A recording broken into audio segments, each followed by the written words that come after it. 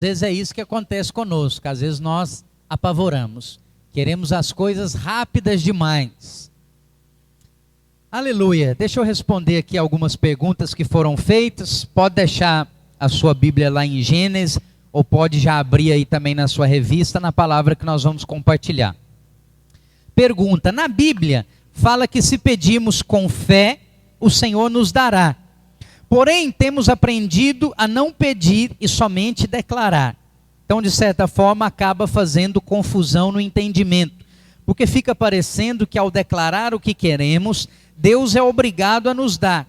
E pedir dá a ideia que só receberemos se Deus achar que realmente vai ser bom para nós. O que devemos fazer? Eu sei que eu e você fomos ensinados que Deus... se orarmos com fé, como foi colocado aqui, o Senhor vai dar, mas está errado. Deus não responde à sua fé. Deus age baseado numa aliança. E quando você pede para Deus algo que Ele já falou na palavra, que já é um compromisso da aliança, que Ele já te deu, não tem fé que Ele vai te responder, porque o seu pedido é incredulidade e não fé. Então vou te dar um exemplo. Se a Bíblia diz que o Senhor já levou sobre si todas as suas dores e todas as suas enfermidades, você não tem que pedir por cura. Porque quando você pede por cura, Senhor, se for da tua vontade, cura essa dor de cabeça que eu estou sentindo. Isso aí não é fé. Parece, mas não é. Isso aí é incredulidade. Incredulidade no quê? A Bíblia diz que Ele já levou toda dor e toda enfermidade. Se eu estou falando, eu Deus, estou aqui no papel de Deus. Se eu Deus estou falando para você que eu já levei a sua dor, por que você está me pedindo para levar? Pensa você no lugar de Deus, seu filho com você. Você já falou para ele que deu para ele tal coisa, mas ainda assim ele te pede, me dá isso. Você ia ficar contente ou desapontado? Eu ia ficar desapontado. Qual que é o sentimento? Esse menino não confia em mim. Eu falei para ele que já é dele, mas ele não acredita, ele continua me pedindo. Pastor, mas então a gente não pode pedir nada? Você precisa conhecer a palavra. É simples. Tudo o que Deus falou que já te deu, você não pede, você apropria. Amém? Amém? Então, por exemplo, você não corre atrás de bênção. Nunca fala isso para ninguém. Pastor, mas é só um costume. Pois é, mas é cri, por isso é que falei. Se está saindo da sua boca, é porque está no seu coração. Não pode ter isso no seu coração, porque isso é lei. Você não está correndo atrás da bênção. Você já foi abençoado em Cristo Jesus. Então o que você faz? Você se apropria. E você se apropria e descansa. Então vamos falar de uma enfermidade, por exemplo. Eu estou com uma dor aqui terrível no meu joelho. Eu não peço para Deus para curar o meu joelho. Porque a Bíblia diz também que toda autoridade me foi dada no céu, na terra e debaixo da terra. A Bíblia diz que foi dada para Cristo, mas onde eu estou? Eu estou em Cristo. A Bíblia diz que tal qual Ele é, eu sou também, nesse mundo. Então a autoridade que foi dada para Ele também foi dada para mim, porque eu estou nele. Amém? Consegue me entender? Então o que eu faço? Eu mando, eu ordeno que o meu joelho seja restaurado. E aí o que acontece quando eu faço isso? Ele é restaurado. Pastor, não, mas eu já fiz isso outras vezes, eu já tentei outras vezes. Tem uma possibilidade de não dar certo. É se você achar que você não merece ser curado. Aí não vai dar certo. E isso é o que normalmente acontece conosco. Você chega na pessoa e fala, você acredita que Deus pode te curar? Ninguém, assim, nunca topei com um que falasse, não, Deus não tem poder para fazer isso. Ele acredita que tem. Só que às vezes se você pergunta, e você acredita que Deus quer te curar agora? Eu não sei. Por que você não sabe? Não é nem que ele tem dúvidas que Deus é bom, não. É porque ele acha que ele é ruim demais. Eu não sei se eu mereço isso. Aí a oração não funciona. Por quê? Porque caiu na justiça própria. Você está olhando para você. E a vida cristã é toda olhar para Cristo. Amém? Fala isso para a pessoa que está do seu lado. Fala, não tem nada a ver com você. Tem tudo a ver com Cristo. Ensina para ela agora. Deus não responde a sua fé. Deus já respondeu a fé de Cristo. Acabou. Eu não tenho fé. A minha fé é a fé de Cristo. É a fé que Ele colocou dentro de mim. E aí não tem condição para eu cumprir. Não tem critério. Não tem demanda. Só tem suprimento. Todas as coisas já me foram dadas. A cura já me foi liberada. O que é que eu tenho que fazer? Me apropriar. Me apropriei, ordenei, declarei, pastor, mas ainda está doendo, ignora. Porque a fé é andar de acordo com o que você não está vendo, mas com o que você crê. Eu ainda estou vendo uma dorzinha aqui, mas eu vou crer, eu vou me apropriar nisso. Por quê? Porque o diabo usa circunstâncias para te abalar. O diabo usa, por exemplo, as tribulações para mandar para você a seguinte mensagem: Deus não te ama tanto assim. Porque eu acho que Deus ama mesmo aquele que foi promovido e o salário dele dobrou. Não você que foi mandado embora. Quem que você acha que Deus ama mais? Essa é a nossa visão. Mas essa visão é uma visão religiosa. Que é uma visão de que sempre assim, Deus reage de acordo com o que eu ajo. Não, o cristianismo não é isso. O cristianismo não tem nada a ver com você. Até tem reações da parte de Deus. De acordo com o quê? De acordo com o que Cristo já agiu. Ele já fez. Ele já cumpriu. É por isso que nós declaramos que está consumado. Amém? Glória a Deus. Gênesis capítulo 2 e verso 3. O tema nosso é esse mesmo.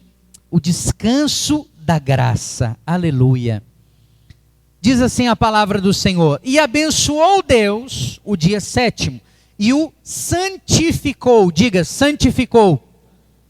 Porque nele descansou. Diga, descansou.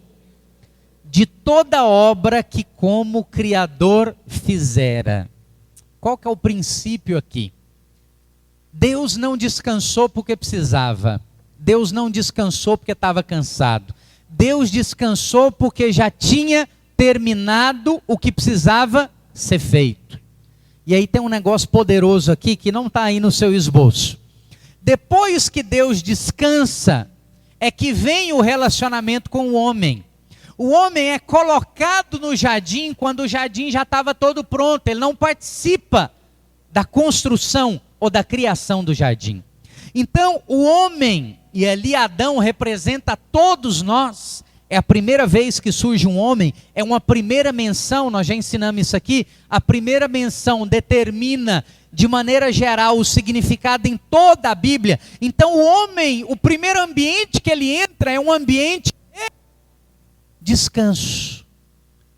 Presta atenção, o primeiro ambiente que o homem tem contato é um ambiente de descanso. A Bíblia diz que tudo o que Adão precisava tinha no jardim. E ele não precisava pedir, porque Deus deu para ele o jardim e tudo estava à disposição, exatamente como Efésios 1:3. E o que ele precisava fazer, Andréia? Ele precisava ir lá e pegar. O que você quer? Eu quero comer. Então eu vou lá naquela árvore e pego. Eu vou ali naquela erva e arranco. E pego, vou na horta, vou no pomar, eu vou lá e pego tudo que eu preciso. Isso aí era antes do pecado. A vida antes do pecado é inferior ao que nós temos hoje. Por quê? Porque era antes do pecado, mas não tinha comido ainda do Senhor. Não tinha comido ainda do fruto da árvore da vida. Hoje eu e você comemos do fruto da árvore da vida, que é o quê? Cristo. Nós estamos em Cristo. Então é superior a isso. mas a atitude que nós devemos ter é a mesma. O que você precisa, Maiara? Qual é a necessidade que você tem? Vai lá e pega. Está disponível no jardim, está disponível em Cristo. Vai lá e se apropria. Mas às vezes nós não fazemos isso.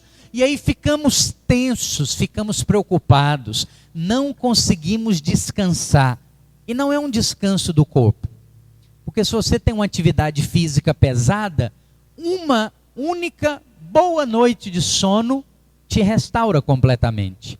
Mas quando o cansaço é da alma, aquilo não sai de você. E são pensamentos que te consomem. São pensamentos que vão gerando em você o que são os adversários do descanso, que é o que nós vamos compartilhar aqui. Condenação, medo e ansiedade.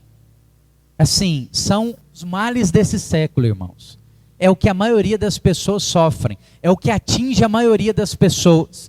Condenação na mente, medo de tudo quanto há e ansiedade. Não consegue descansar, não consegue desfrutar. Tira 30 dias de férias, vai para um ótimo hotel, fica de frente à praia, mas a cabeça não dá sossego.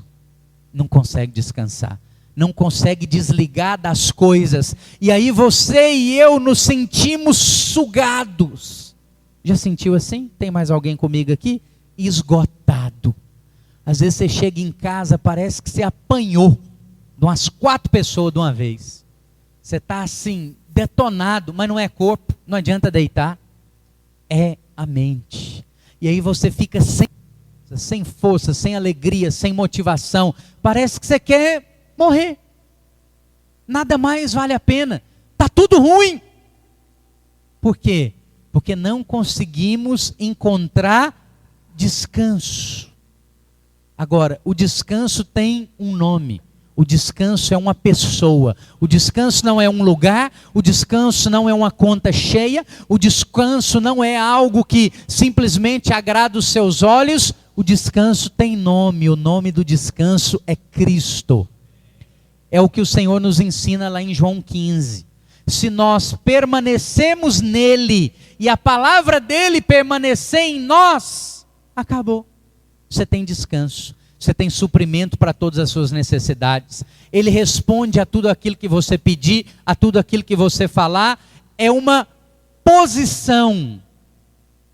Nós cantamos um cântico aqui que é engraçado. Se você olhar para uma parte da Bíblia, ele está totalmente errado. Mas se você olhar para outra, ele está completamente certo. Nós falamos aqui, deixa eu ficar todos os dias da minha vida nesse lugar. Bom, eu acho que quando fizeram o cântico, a ideia foi expressar o que Davi falou. Que eu quero habitar na casa do Senhor todos os dias da minha vida. Que eu quero habitar naquele lugar para sempre. Se o pensamento é esse, o cântico é lixo. Não vale nada. Por quê? Porque hoje eu e você somos a casa do Senhor. Para que você vai pedir para ficar naquele lugar todos os dias? Você já está. E Paulo ensina que nada nem ninguém pode te tirar daquele lugar. Pode te separar do amor de Deus. Mas se o cântico, você o canta pensando em João 15, ou em Gálatas, que esse lugar é Cristo. E eu quero permanecer em Cristo todos os dias da minha vida. Aí está muito certo. Aí ele é louvável. Porque isso é uma oração que você tem que fazer mesmo. Porque dia e noite o diabo tenta fazer você decair da graça. O que é decair da graça? A graça também tem um nome. A Bíblia diz que a lei veio por intermédio de Moisés, mas a graça e a verdade são Cristo. Vieram por meio de Cristo e é o próprio Cristo. Então a graça tem um nome, a graça é Cristo. Quando você decai da graça, Paulo ensina em Gálatas, você se desliga de Cristo.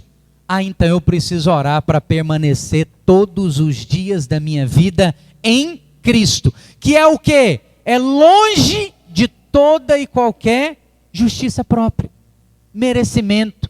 Pastor, eu não entendo o que é esse negócio de justiça própria. É simples. A justiça própria é o seu ego.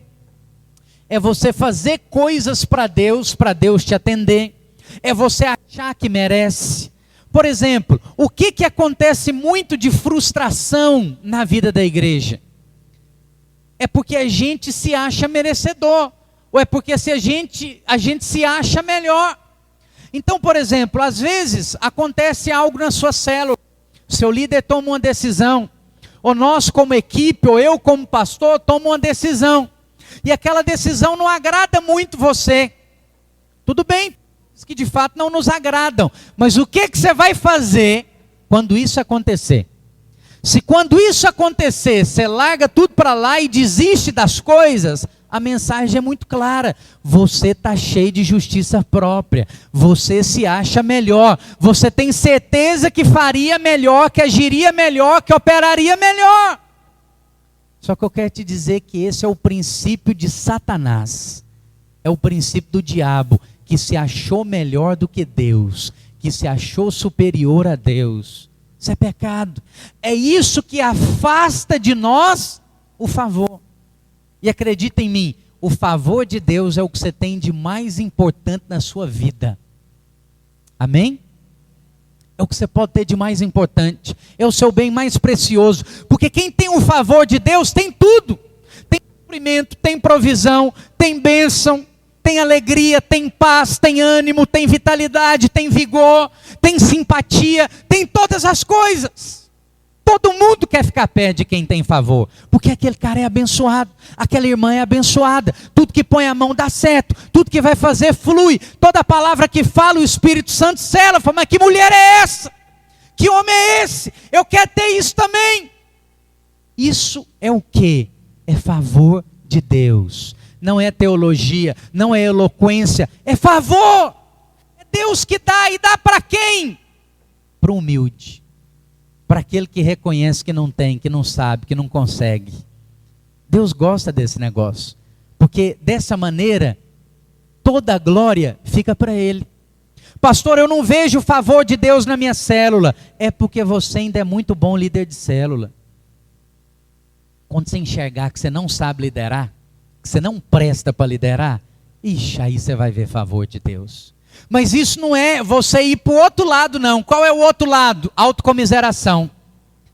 Tadinho de mim, ó vida, ó céus, eu sou um péssimo líder.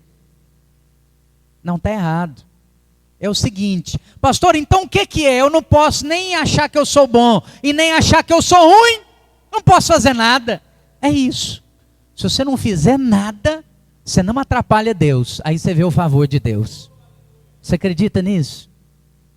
Então a mensagem é o seguinte: Senhor, eu sei que o Senhor me chamou para liderar, eu sei que cada crente é um ministro, mas eu não sei fazer nada disso. Eu não tenho noção de tempo, de palavra, de horário, eu não tenho conhecimento bíblico, mas me desafiar e eu quero.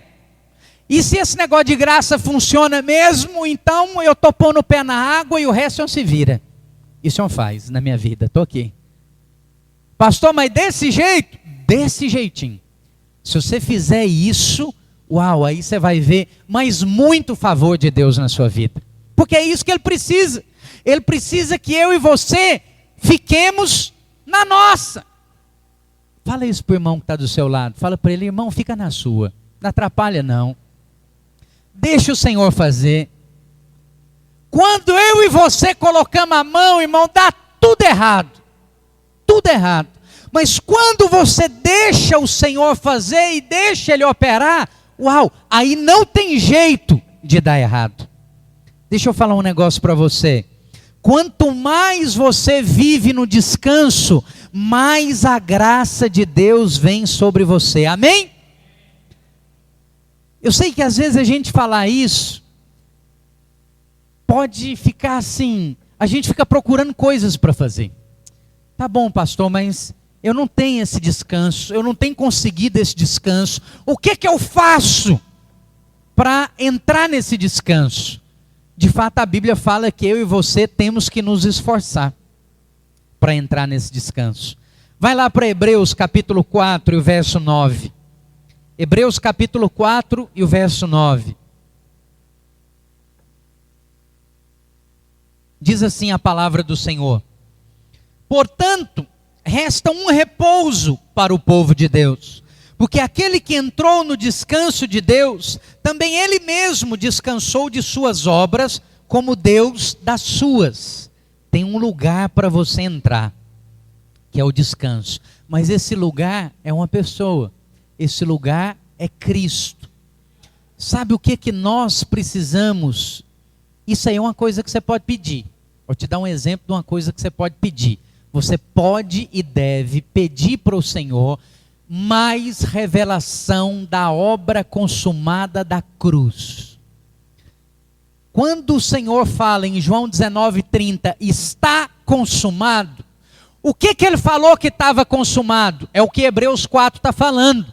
Todas as coisas. Pastor, mas como assim? Todas as coisas em relação a Deus, todas as coisas em relação a você. A minha e a sua vida foi concluída em João 19:30.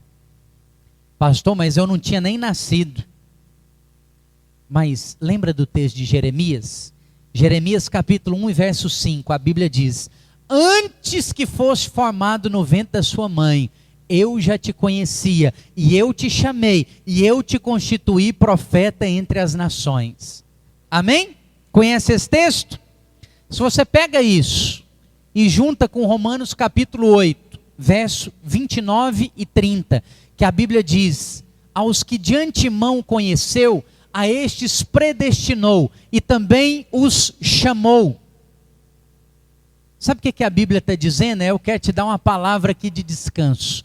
Porque às vezes nós nos preocupamos muito com o seguinte: quanto mais nós nos envolvemos na vida da igreja, será que eu estou cumprindo o propósito? Já teve esse pensamento? Eu já tive demais. Será que eu estou cumprindo o propósito? Será que é isso que Deus tem para mim? Será que eu não vou falhar? Né? Será que quando eu chegar lá no céu, eu não vou chegar com um bolo de chocolate na mão e o Senhor vai falar: não gosto de chocolate, filho? Quantos já ouviram essa ilustração? Será que eu não vou estar envolvido a minha vida inteira com algo que o Senhor não me pediu e não vou ser falho no meu propósito? Deixa eu te falar, presta atenção. Se você está aqui me ouvindo e você é crente, significa que Deus de antemão te conheceu e te chamou e te predestinou. E Ele não criou um propósito para você. O propósito é maior do que você. Ele criou você para um propósito. Entende a diferença?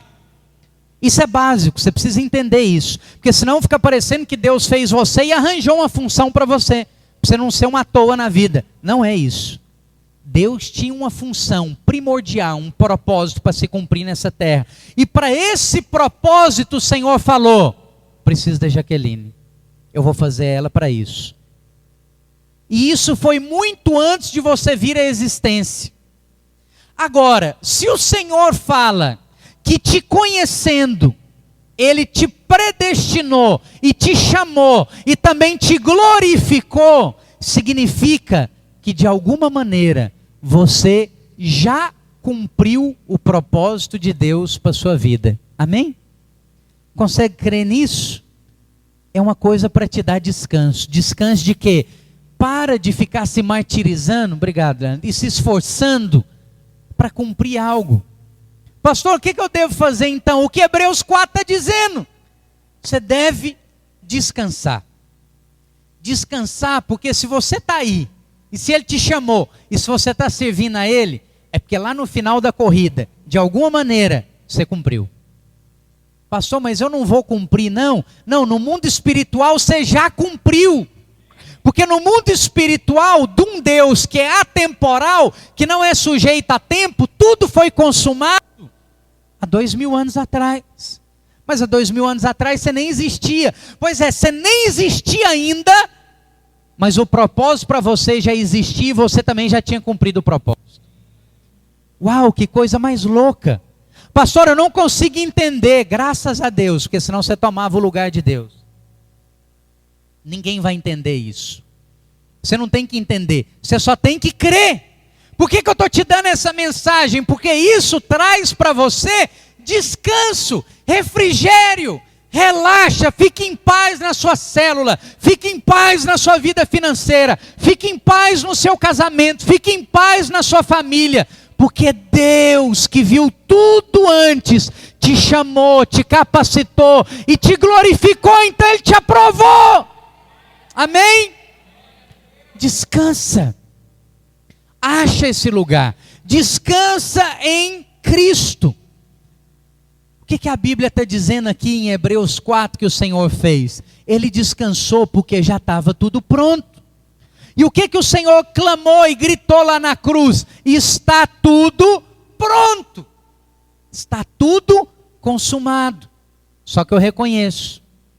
Eu olho para algumas coisas na minha vida. Eu olho para a vida da igreja. Você olha para si próprio, você olha para a sua família, você olha para os seus filhos, você olha para o seu trabalho e fala: pastor, eu não vejo que está tudo pronto. Ainda tem tanta coisa a fazer, mas a minha e a sua vida não é baseada no que a gente vê, é baseado no que a gente crê. É isso que é fé. Para de ver coisas, começa a crer em coisas. Começa a crer no que o Senhor falou com você. Começa a crer na palavra que foi liberada. Não interessa o quadro que te mostraram, interessa a palavra que foi liberada. Creia nela, de maneira integral, de maneira irrestrita. Ela pode estar falando para você, você tem toda a provisão disponível. Você pode abrir o seu celular, olhar a sua conta e ver ela no vermelho. Não interessa, a verdade não é o que você vê. A verdade é o que Deus falou. Creia no que Ele falou. Que quanto mais você crer e descansar, mais a conta vai azular. Amém? É assim. Agora não, eu vou me esforçar. Eu vou fazer por merecer. Eu vou trabalhar mais. Eu vou me dedicar mais. Mas aí o Salmo 127 fala que se o Senhor não edificar, em vão trabalham os que edificam. Então pera lá. O avanço da sua vida financeira não depende do seu esforço. Tira a cabeça. Não, eu preciso trabalhar mais. Eu vou dobrar meu turno. Eu vou arrumar outro emprego. A única coisa que você vai conseguir fazer avançar é o seu desgaste físico, emocional e espiritual. As suas finanças não vão avançar. A sua vida vai virar um inferno. Você não vai ter qualidade de vida. Você não vai desfrutar da sua família. Você não vai ter descanso em momento nenhum, porque você está indo para o caminho contrário da palavra. Eu acho fantástico o Salmo 127, sabe por quê? Porque ele fala que se você agir dessa forma, em vão, White, você vai levantar cedo e dormir tarde. Porque na visão do ímpio lá fora, quem prospera é o que sua muito, é o que veste a camisa, é o que levanta muito cedo e vai dormir muito tarde. Mas na visão de Deus, o que prospera muito é o que crê. É o que crê que todas as coisas te foram dadas. Porque o homem não tem nada se do céu não lhe for dado. Qual que é essa visão? Essa visão é a do pecado, é a da lei. Que é a visão do suor do meu rosto. Eu vou comer o meu pão. Ah, é? Mas você é pó? E do pó e para o pó você vai voltar também? Porque esse homem é o homem caído. Não é o homem que vai ser glorificado. Aquele que está em Cristo é a vida semelhante ao do jardim. Você foi feito o jardim hoje. Qual que era a vida do jardim? O que eu preciso, eu não tenho que suar para conseguir. É só eu ir lá e pegar. Eu vou lá e pego. Fala isso com o seu irmão. Fala, irmão, vai lá e pega. Fala para ele, pega o que você precisa. É isso que nós temos que fazer. É o quê? É nos apropriar. É ir lá no que Deus já te deu e pegar. Só que para isso nós temos que romper alguns adversários que eu reconheço são difíceis. São difíceis. Eu quero mencionar aqui para os irmãos alguns desses adversários. O primeiro deles é condenação. A condenação é algo que o diabo sempre fica tentando colocar na nossa mente. A condenação vem por essa vida de lei. O que é uma vida de lei? Deixa eu resumir para você. É uma vida religiosa. Irmãos, religião é a maior praga que existe na face da terra. porque ela te ilude que você está num caminho correto. Ela te ilude que Deus está te ouvindo, que você tem comunhão com Deus. E quanto mais você progride na religião, mais longe você fica do favor de Deus. Pastor, em qual delas? Em todas. Em minha opinião, para mim a pior delas é a evangélica. Por quê? Porque é o cara que mais tem certeza que está certo e é o que mais fica longe do favor de Deus. É o que mais se afasta da graça de Deus. Mas como que é isso? O cristianismo em si não enquadra em religião nenhuma. Porque todas as religiões é um relacionamento entre você e Deus. Mas o que é o cristianismo? O cristianismo é um relacionamento entre Cristo e Deus. E eu onde fico nisso? Eu creio em Cristo e entro para dentro disso. Peraí, então não tem a ver com eu e Deus. Nunca teve. Nunca teve. Se fosse assim não funcionaria. Qual aliança que iria prosperar? Você se conhece. Você e Deus. A aliança é nenhuma das duas partes pode quebrar. Aqui quebrar tem que morrer. Quantas horas você durava? Deus não falha e Ele não quebra. Mas como diz o outro, e nós? Eu, de mim, durava talvez alguns minutos, alguns segundos. E você? Não iria funcionar. Não tem jeito de Deus se aliançar conosco, porque eu e você somos falhos, somos carnais. Temos uma natureza voltada para o pecado. Mas Cristo não. Cristo cumpriu todas as coisas. Ele cumpriu toda a lei. Foi o único. Ele foi aprovado em tudo. Ele não falhou em nada. Então, quando nós entramos em Cristo, nós podemos desfrutar dessa aliança. Religião é um conjunto de regras e preceitos que todo homem tem que obedecer para alcançar a graça e o favor de Deus. Cristianismo é Cristo, que já alcançou toda a graça e todo o favor. Pega essa graça e esse favor e entrega para você. Deliberadamente e gratuitamente. Por quê? Porque um dia você falou que crê nele. É muito simples. Agora, sabe o que mais me fascina no cristianismo? É a liberdade que Deus nos dá. E é uma coisa que nós temos tanta dificuldade de dar para os outros, não é verdade? Sabe como que tem que ser as nossas células? Tem que ser um ambiente de liberdade completa. Liberdade de fazer, de agir, de falar. Liberdade. Liberdade do irmão querer servir ou não. Dele querer se envolver ou não. Pastor, mas tem irmãos lá na minha célula que está indo toda semana. Mas ele não vem no culto, ele vai no culto de outra igreja. Pastor, o que eu faço? Nada. Ele tem liberdade de ir no culto que ele quiser. Qualquer um. Por que isso nos incomoda tanto? Porque parece que ele está explorando a gente. Não, mas toda semana ele está aqui na célula. Mas ele não tem compromisso conosco. Quem falou que ele tem que ter? Ele não precisa ter. Para pensar. Deus dá para ele essa liberdade? Sim ou não? Dá. Então nós devemos dar também. Porque foi para a liberdade que Cristo vos libertou. Pastor, o irmão está na igreja tem 3 meses e até hoje não batizou. Ele não converteu. Não, talvez ele converteu, só não quer batizar, porque não entendeu, porque não quer, porque tem medo, sei lá, mas a pergunta é, Deus deixa ele na igreja sem batizar? Sim ou não? Então nós deixamos também. Então deixe. Pastor, mas eu não posso falar, eu não posso ensinar? Pode e deve, sempre. Mas ensinar é uma coisa, oprimir é outra. Lembra que quem convence não é você, pelos seus argumentos, é Cristo.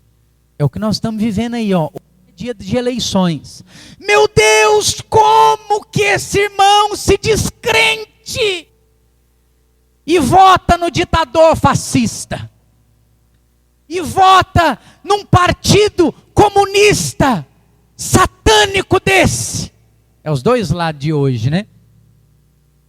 Porque é o seguinte, Cristo já o libertou de toda prisão. Eu não vou pôr outra nele, filho. Você quer votar no PT? Vota feliz. Você quer votar no Bolsonaro? Vota feliz. Porque o seu voto é seu. E você dá para quem você quiser. Não tem voto fechado. Pastor, e qual que é a orientação da igreja? Vá orar. E depois vai votar. Só, ponto. Avalia. Eu não preciso de te ensinar nada. Eu não preciso de te explicar nada em relação a isso. Sabe por quê? Porque tem alguém dentro de você que é Cristo. Nenhuma pessoa chamada Consolador, Espírito Santo, que ele vai testificar em você. Pastor, e quem está certo? O que votou 13 ou o que votou 17? Os dois. Se votar em paz e na direção do Espírito, os dois estão certos. Amém? Você está entendendo? Mas está entendendo mesmo? Pastor, mas eu não acredito, teu irmão tem, não, ele não tem que fazer nada, ele não tem que votar se ele não quiser. Até o Estado dá para ele essa liberdade. E nós não vamos dar? Você está vendo? Como é que nós precisamos resgatar valores básicos do cristianismo? Que é o quê? Seja livre. É por isso que às vezes a vida fica pesada, fica ansiosa, fica difícil, porque você se sente cheio de obrigações. Deixa eu falar um negócio para você, como seu pastor, pelo amor de Deus, se você está liderando célula por obrigação, entrega esse negócio hoje. Para hoje. Se você toca aqui em cima por obrigação, para hoje. Se você vem no culto por obrigação, não volta domingo que vem, pelo amor de Deus. Mas vem para cá, porque você está em paz, porque você desfruta do Senhor, porque você quer, porque você não tem que fazer nada. Não tem. A nossa vida deve ser baseada na liberdade do Senhor. Amém? Você está entendendo? Você pode dizer um amém para isso? Isso é básico do Evangelho. É por isso que tem briga, é por isso que tem confusão entre igrejas, entre religiões, entre partidos, porque ninguém dá liberdade para ninguém. Eu tenho que sobrepor a minha vontade em cima da vontade do Leandro, porque para mim a do Leandro está errada e eu que estou certo. Mas que dia que você está errado, filho? Porque normalmente nós nunca estamos errados. Às vezes até depois que o Espírito Santo fala, você errou, irmão. Você ainda fica sustentando. Não, mas, eu errei mesmo, mas foi porque ele fez isso e isso. Sabe o que é isso? Justiça própria. Até quando você quer ser humilde, você é arrogante. Porque é o seguinte, eu errei mesmo com Delvani, mas é porque também ele falou muito alto comigo. Ele falou de mau jeito, aí por isso que eu fui e pequei. Tá, então isso aí é o quê? Isso aí seria uma retratação? Porque qual que é a mensagem? Não, eu errei, mas eu errei porque ele errou primeiro. Então o que eu estou falando? Que eu sou bom, no final das contas eu não errei nada. Porque se não fosse o erro dele, eu também não tinha errado. O que é isso? Justiça própria. Quando nós vivemos uma vida assim, você vive uma vida cheia de condenação. Porque é o seguinte, se eu sou crente, eu tenho que orar muito. Eu não orei o suficiente. Eu não estou orando muito esses dias. Aí a condenação vem, por exemplo, nesse período de jejum. Você não está jejuando nada. Esse jejum seu, não, nem fala isso para os outros. Que jejum é esse? Você está fazendo jejum de televisão. Você está fazendo jejum de doce. Você está fazendo jejum de café da manhã. E o que você tem com isso? Se foi eu e Deus que acertamos isso. Só que às vezes nisso entra o quê? Condenação, acusação. Eu não jejuei direito, eu falhei. Talvez você está aqui hoje, nós estamos entrando hoje na última semana. Pastor, mas eu preciso confessar que eu não fiz até hoje. Então começa hoje. Não, mas assim não vale. Está vendo a lei? A lei é jejuarás os 21 dias completos ou não adiantarás. Começa no dia que você quiser, irmão. Começa no dia que você deu conta. Começa hoje. Começa amanhã. Começa. O importante é você começar. Mas eu não fiz os 21, e daí? Faz os 3, faz os 4, faz os 7 dessa semana, mas faz. É de glória em glória. Seja livre dessas condenações. O apóstolo Paulo diz, já não há mais nenhuma condenação para aqueles que estão em Cristo Jesus. Mas olha, os que estão em Cristo Jesus. E os que são crentes, mas não estão em Cristo? E os que são crentes e estão na lei? Aí é cheio de condenação. Você está sofrendo condenação na sua mente? Em relação a alguma área da sua vida? Em relação a várias áreas da sua vida? É porque ainda tem tido uma lei que tem agido naquilo ali. Outra coisa, o medo. Medo, deixa eu falar um negócio para os irmãos. Qualquer tipo de medo não provém de Deus. Medo, estratégia que o diabo usa. Deus não usa estratégia nenhuma de medo. Mas o que muitas igrejas e muitos pregadores gostam? De pregar palavras que te dão medo. E isso é travestido de temor. Não, porque a igreja tem que ter temor.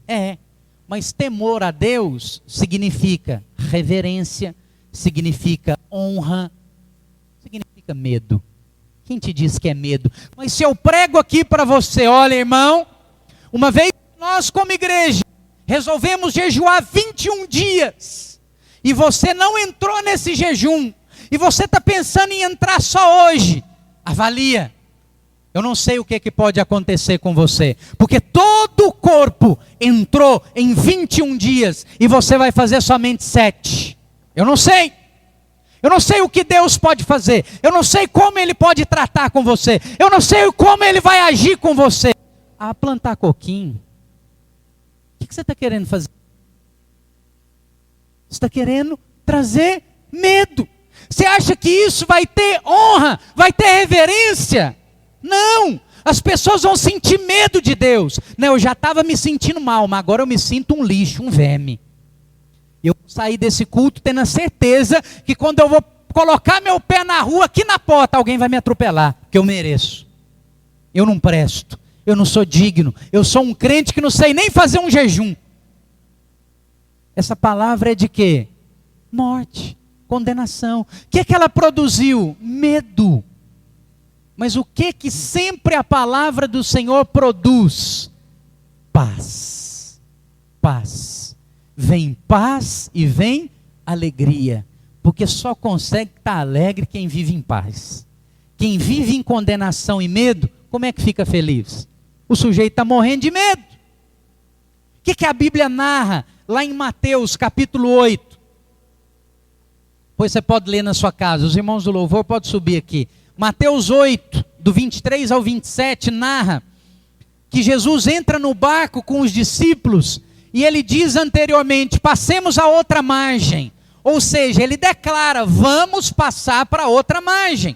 E aí, olha para cá, presta atenção aqui. Começa a acontecer uma tempestade, e ventos muito fortes, e ondas muito fortes, e o barco parece que ia arrebentar.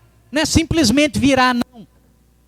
E a Bíblia mostra um cenário entre os discípulos, entre os apóstolos, de medo. Eu te pergunto, se você lembra a passagem, o que Jesus estava fazendo nessa hora? Ele estava dormindo. Ele estava dormindo. Quem está com Cristo, no meio da tribulação, descansa. Ele dorme. Mas esse cara não está nem um pouco preocupado com a situação dele. Não. Por que eu teria que estar? Porque o diabo coloca na sua mente, Moisés, e agora? O que você vai fazer? Você tem que dar um jeito nisso. Você tem que tomar uma providência. E agora, Maíra, o que você vai arrumar da sua vida, filha? Você está sem emprego. Como é que você vai comer? Como é que você vai viver? Como é que você vai pagar aluguel? Eu não vou fazer nada. Cala a boca, diabo. Eu vou ficar quieta. Eu vou descansar. O emprego vai me achar. Vai bater na minha porta. Pastor, mas não, isso aí é passividade. Não estou falando de passividade. Vai fazer currículo, vai entregar currículo, mas é na confiança de que eu não vou ficar na mão. É simples, te desafio, pega a sua Bíblia, de Gênesis até Apocalipse, mostra para mim hoje, uma pessoa, só uma, que pode abrir a sua boca e falar assim, Deus me deixou na mão. Só uma. Não tem esse testemunho na Bíblia, mas você é tão bonito que você acha que você vai ser o primeiro. Em toda a história, em bilhões de pessoas que já serviram a Deus, o diabo fala para você, não, mas com você vai acontecer. Com você vai, porque você merece. Porque você não ora, porque você não jejua, porque você não lidera, porque você não faz isso, porque você não faz aquilo, porque você não é fiel, porque você xingou de manhã, porque você tem pensamentos maus. Aí ele vai te deixar na mão. E a aliança, o que ele faz com ela? Joga fora. E a palavra dele que é imutável, ele desconsidera. Terceiro e último adversário, pode ficar de pé no seu lugar. Ansiedade. A Bíblia fala que na noite em que o Senhor foi ser traído, ele foi para o Getsêmani para orar. E a Bíblia diz que ele suou sangue. E o que era aquilo? Pressão, ansiedade. O que nos lava e o que nos lavou é o sangue de Jesus. Interessante que o primeiro sangue que ele derramou foi em suor. Para quê? Para você entender que ele já levou todo e qualquer esforço próprio que poderia ter na sua vida. Ele lavou. Você não precisa se esforçar. Você não precisa fazer por merecer. Ele já fez. Ele já cumpriu. Quando o homem peca, é lançada uma maldição sobre ele. Que é aquilo que eu falei do pão. Do suor do teu rosto comerás o pão. Mas no Antigo Testamento, o sacerdote, os levitas, era uma ordem. Não pode suar. Por que não podia suar? Porque no serviço para Deus, não pode haver nenhuma parte que é sua. E o suor representa o seu esforço. O suor representa o seu toque, o seu empenho, a sua dedicação, a sua justiça, que a Bíblia diz que não vale nada para Deus. Então, o primeiro sangue de Jesus escorre na forma de suor, para tirar todo e qualquer esforço meu e seu. Eu sei que tem áreas na sua vida que você está cansado. Eu esgotei em algumas áreas da minha vida ontem e falei isso com o Senhor.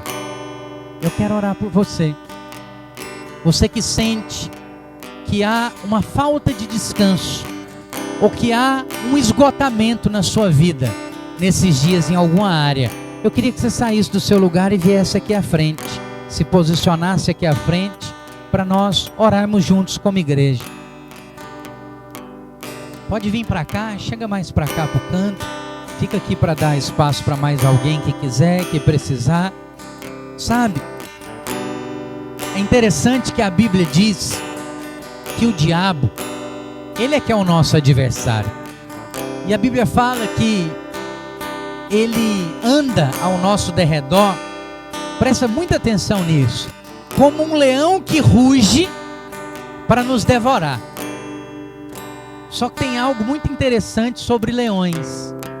O leão, quando ele efetivamente vai devorar alguém, ele é o bicho mais silencioso que existe. Ele vai sorrateiramente para próximo da vítima, e quando ele está bem próximo, antes que a vítima perceba, aí ele avança nela e trucida ela rapidamente. Mas pera lá, a Bíblia diz que o diabo está ao nosso derredor, como o leão que ruge para nos devorar. Só que quando o leão ruge, a intenção dele não é devorar. A intenção dele é assustar. Sabe por que ele não te devora? Porque ele não pode. Ele não tem autorização para isso. Falava isso com White ontem. Você já atravessou o Mar Vermelho.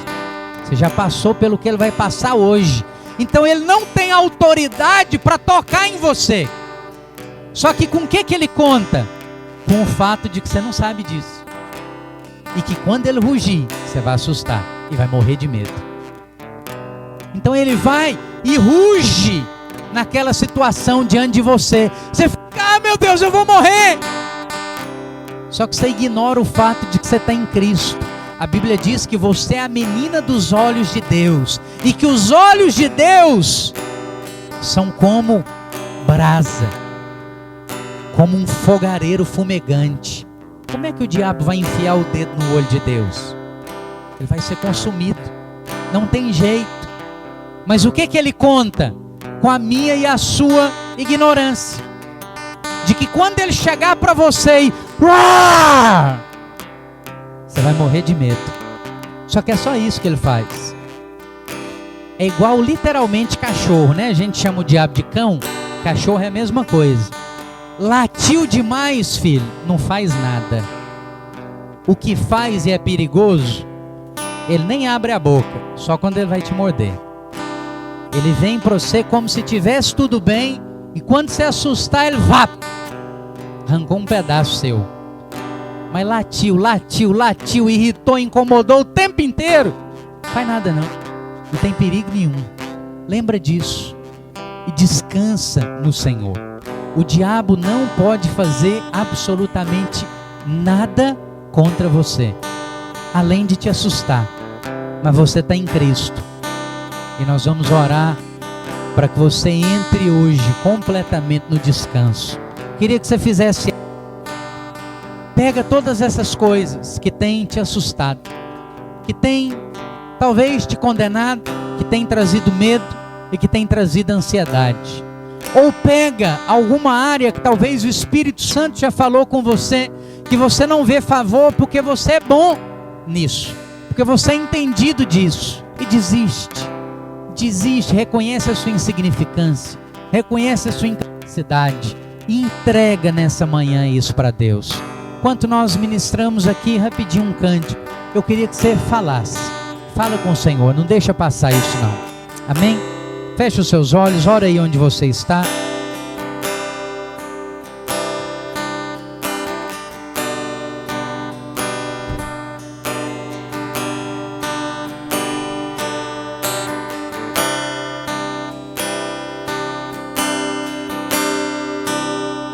Nunca me deixou.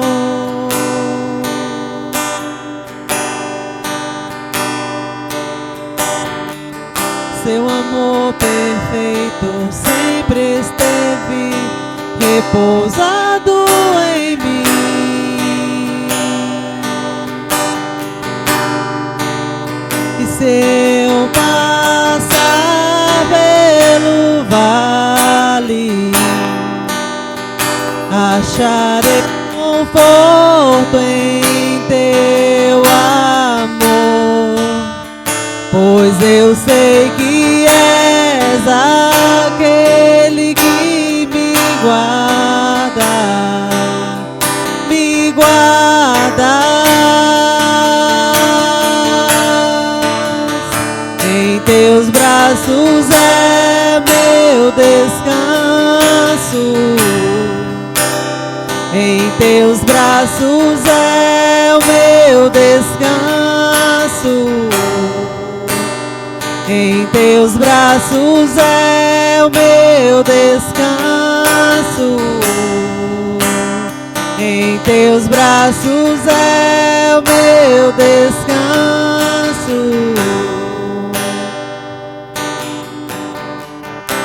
Recaio em tua graça,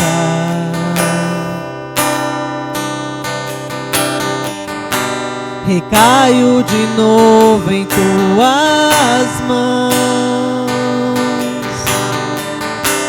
recaio em tua graça,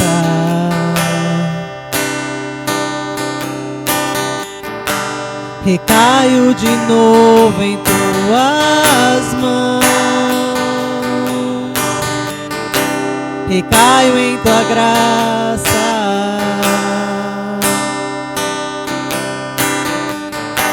Recaio de novo em tuas mãos.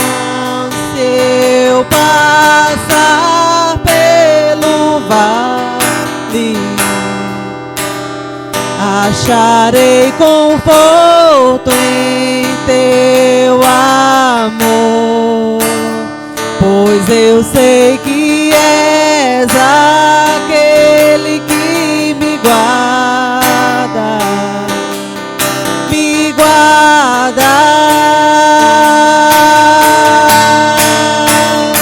Em teus braços é o meu meu descanso. Em teus braços é meu descanso. Em teus braços é meu descanso.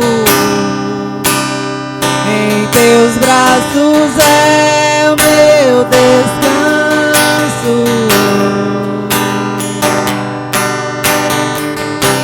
Recaio em tua graça. Oh Espírito Santo de Deus, Pai, nos teus braços, Senhor, é o nosso descanso. Aleluia, glória a Deus. Meus irmãos, agora eu queria que você ficasse mais 5 minutinhos. Sai aqui na lateral, nós vamos fazer um batismo poderoso lá do White, para a glória de Jesus. E seja bem-vindo, fala isso para pelo menos 3 irmãos. Seja bem-vindo à melhor semana da sua vida, em nome de Jesus.